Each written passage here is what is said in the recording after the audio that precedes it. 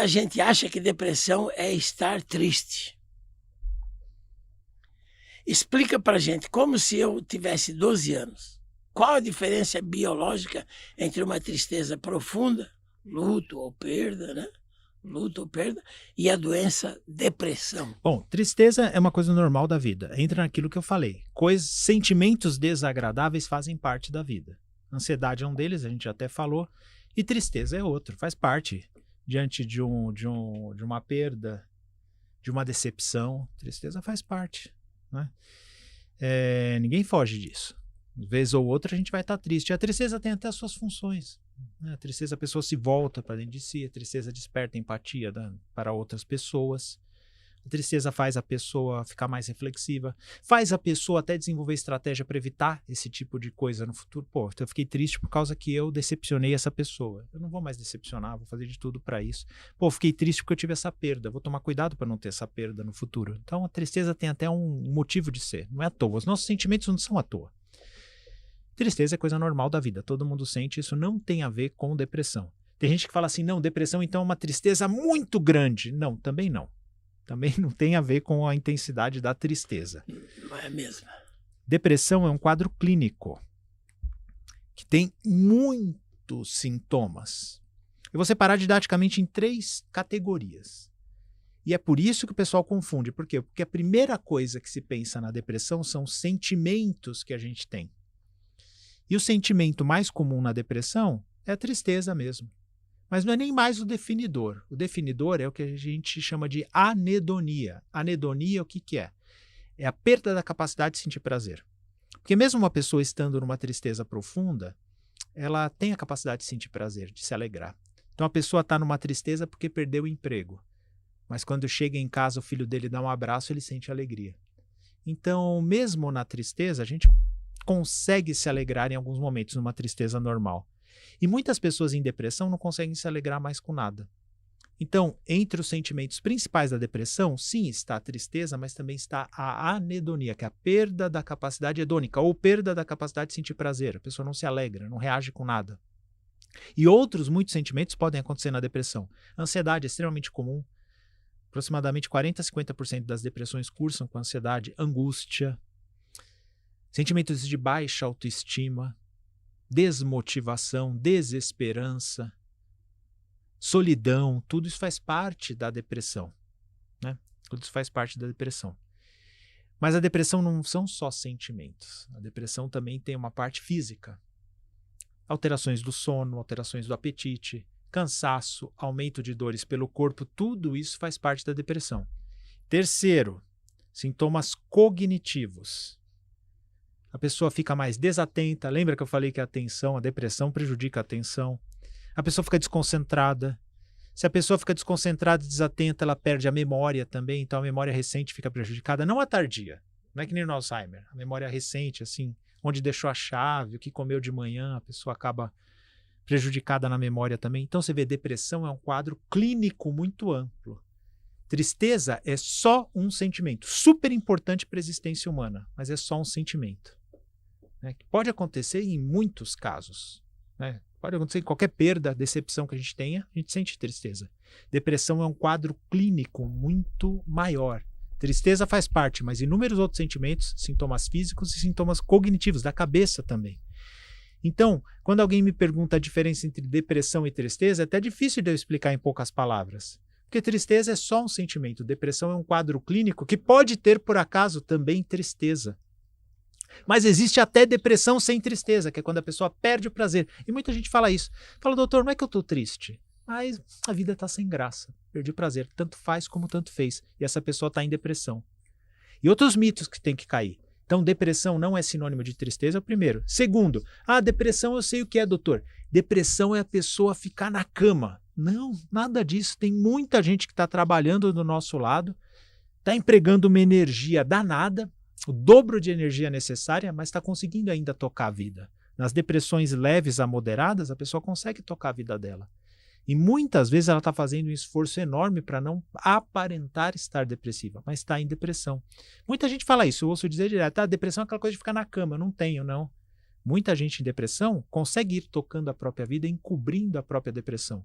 Outra coisa, A pessoa que está em depressão, ela não sorri. Não, tem alguns momentos que a pessoa em depressão, ela pode reagir. Tem até nome isso, né? Tem nome isso. É humor reativo. A depressão, a pessoa... E aí, essa pessoa, tem gente que critica ela. Fala assim, olha lá, no churrasco eu vi ela sorrindo, mas depois fala que está em depressão. Não, ela reagiu naquele momento, né? Então, as pessoas, apesar de todo mundo ter uma ideia vaga do que é depressão, poucas pessoas têm essa clareza. Por isso que eu dedico grande parte do minha ação nas redes para explicar para as pessoas direitinho o que é ansiedade, o que é depressão, para elas se reconhecerem mais nas outras pessoas, para que as pessoas busquem ajuda. Depressão é a doença que mais incapacita no mundo de todas as doenças da medicina. Justamente porque as pessoas não reconhecem em si, não reconhecem nos outros e não buscam tratamento, porque é plenamente tratável. Então isso é triste. Eu acho muito legal ter essa oportunidade aqui para mais gente aprenda sobre depressão. Né? Como é que a pessoa consegue recuperar a alegria, o entusiasmo da vida?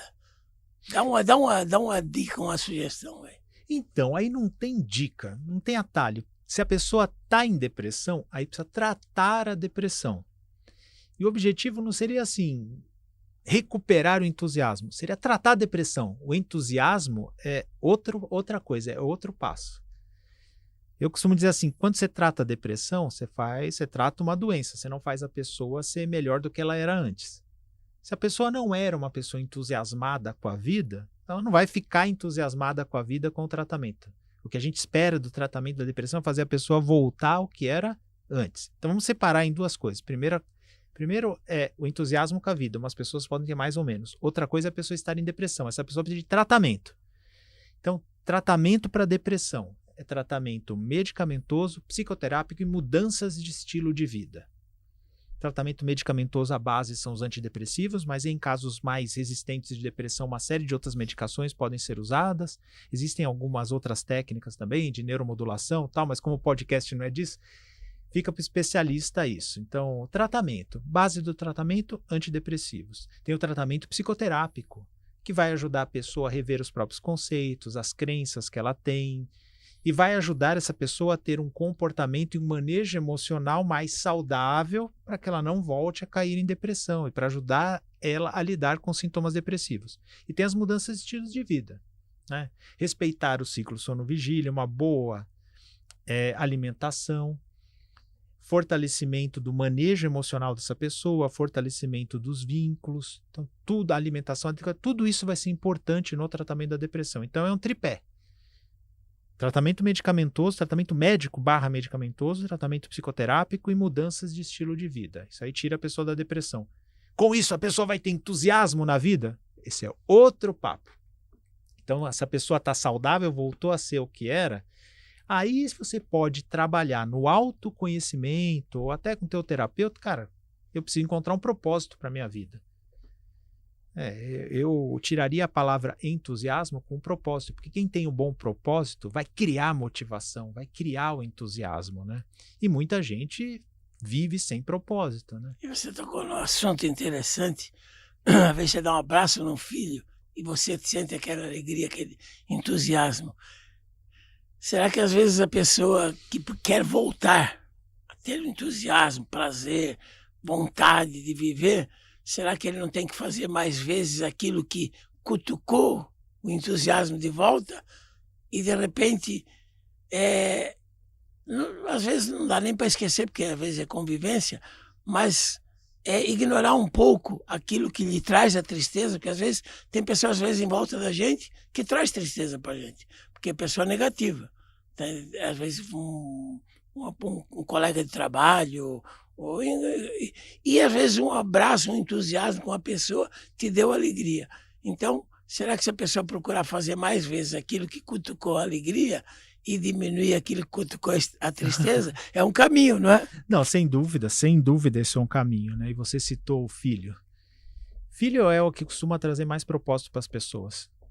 Tanto que todo mundo que experimenta ser pai fala assim, não, depois que eu fui pai, eu me tornei uma pessoa melhor. Claro, todos. Todo mundo fala isso. Respeito mais os pais e tudo mais, porque aí ele sabe a dor que os pais sentem, né? Olha, eu vou ser bem sincero, muita pessoa que fala isso, eu não vejo ali uma pessoa melhor, não. Não. Mas por que tem essa percepção? Porque a pessoa, talvez pela primeira vez na vida, encontrou algo mais importante fora dela. Algo mais importante que ela e está fora dela, que é o filho, né? Isso dá um senso de propósito enorme, né? Então, por isso que a pessoa tem essa percepção que se tornou uma pessoa melhor. Algumas, de fato, se tornam, outras nem tanto. A gente sabe disso, né? Mas tem essa percepção. E nada traz mais bom propósito e mais garra, mais entusiasmo que a relação com nossos filhos, né? Então, é o que eu falo. E o que você falou, eu concordo. Eu não concordo. Encontrar valor onde realmente há valor. E é lógico que a gente fica mais feliz com isso, em buscar valor onde realmente se encontra. Que é o quê? Família, amigos próximos, cuidar da saúde, fé em Deus, fé quem tenha. E é isso que tem de mais importante na vida. Então, se a gente buscar valor onde realmente o valor é abundante, é lógico que a gente vai tender a ser mais feliz e encontrar mais propósito na vida, né? A viagem pode ser linda, né? Mas se não tiver um chão para voltar e contar a história, não vale nada. Não vale nada, exatamente. Nós temos os nossos espectadores que estão Temos perguntas do Quem chat. vai falar com nós? Temos pergunta do chat aqui. Fala teu nome. Pro Quem doutor. Tá falando com nós? Quem tá falando é o André. Fala, André. Que tô Tudo bem aqui com você? dirigindo o podcast do Faixa Preta. E, doutor, a pergunta é: existe hereditariedade na bipolaridade ou em qualquer tipo de transtorno que seja oriundo de algum trauma sentimental? São duas perguntas diferentes, tá? A resposta para a bipolaridade é sim, para quase todas as doenças psiquiátricas ali, né? Para quase todas as doenças psiquiátricas existe algum grau de herdabilidade, tá? E você citou o transtorno bipolar. O transtorno bipolar está entre as 3 doenças da psiquiatria que tem mais herdabilidade.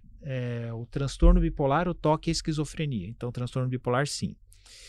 Agora, o que você falou depois, se eu entendi bem, se existe uma herdabilidade também...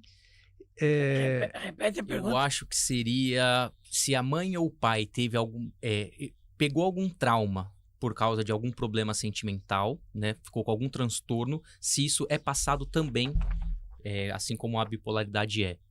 Eu tive um problema sentimental, um trauma, fiquei com um transtorno por causa desse trauma sentimental, e isso passou pro meu filho. Eu entendi essa pergunta. Essa pergunta tem muitas camadas, né? Não dá para você responder sim ou não. Vamos lá.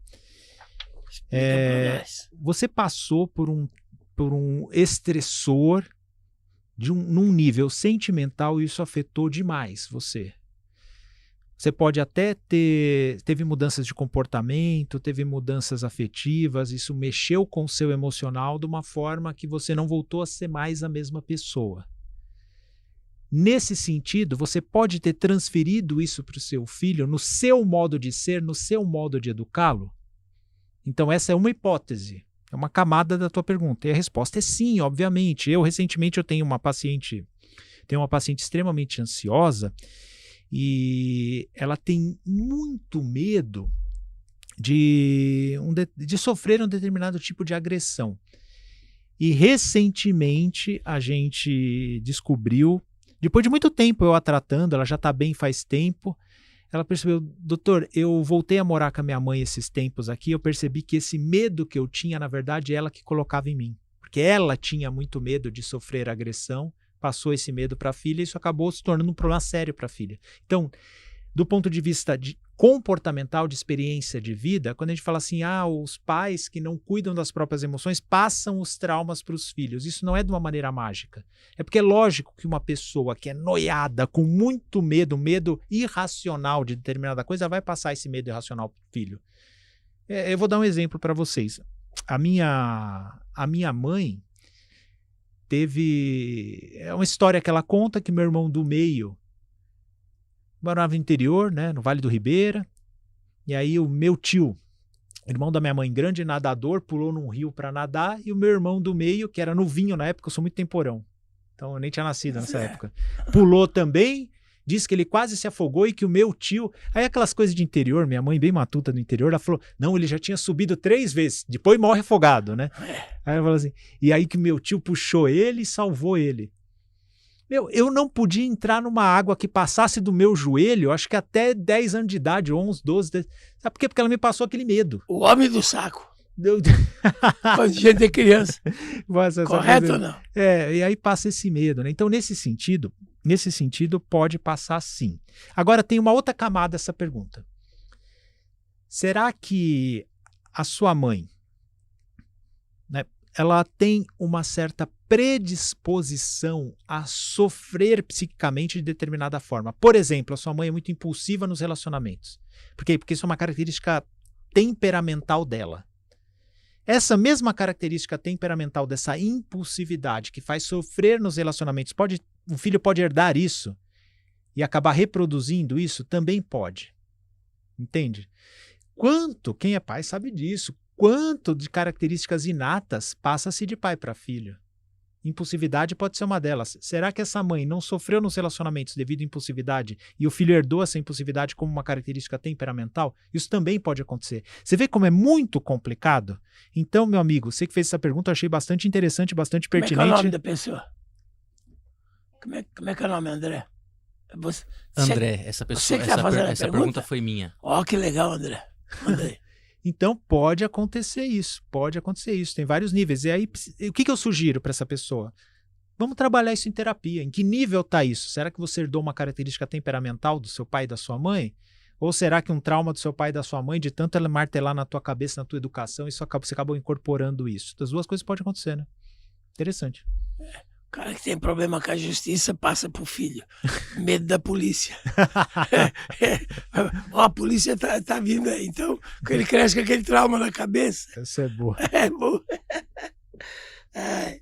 Falta de Deus. Ainda tem muito preconceito. Tem gente que fala que depressão é falta de Deus. Sim. Ou falta de um tanque para lavar. Eita. Como você, como cientista da USP, responde a isso? Eita, é outra pergunta que tem várias camadas, né? Mas primeiro, você tem todo o tempo para explicar para nós. O tanque... ainda tem muito preconceito. Tem gente que fala que depressão é falta de Deus ou falta de um tanque para lavar. Como você, como cientista da USP, responde a isso? Então vamos começar pelo tanque para lavar, né? Isso aí é um tremendo preconceito que acha que a pessoa tendo uma ocupação, ela não tem depressão. Não, muito pelo contrário. Muito pelo contrário, né? Isso aí é um tremendo preconceito. Um monte de gente extremamente atarefada ao longo do dia e estressada, até tendo o trabalho como um fator estressor, desencadeante de um quadro depressivo. Então, essa coisa de que trabalho cura depressão é mentira. Coisa que trabalho cura depressão é mentira. Agora, quase toda mentira, ela se instala porque tem um fundo de verdade. Ou porque tem um mal entendido. Não é assim? Aquela mentira se instala porque existe um mal entendido.